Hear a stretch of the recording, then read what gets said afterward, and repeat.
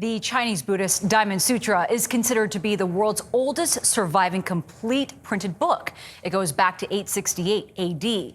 Bookbinding dates back even further, as early as the 2nd century BCE. And even in this digital age, one Minnesota company is perfecting the ancient craft and restoring books, old and new. John Lauritsen shows us how.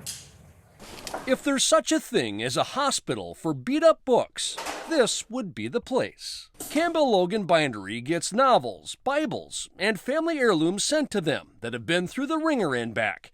If dogs are a man's best friend, they're also the Bindery's best friend.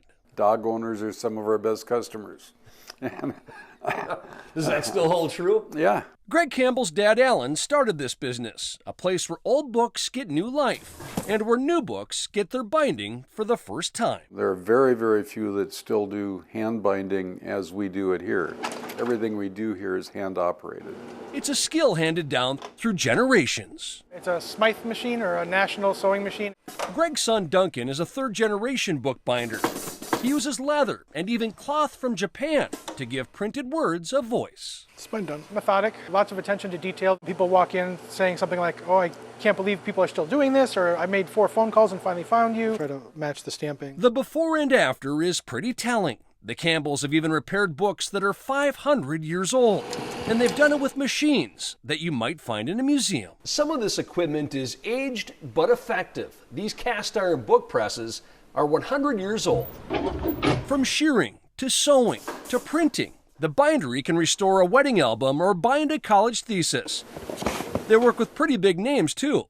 This is a project they're doing for author Dean Koontz, and occasionally they get some odd requests. We had one guy bind all of his emails one time. He had this big stack of emails he'd been sending back and forth to his girlfriend, and we bound it for him. Why? I don't know. Even with the internet replacing many traditional books, the Campbells have learned that their business is like a story that never ends.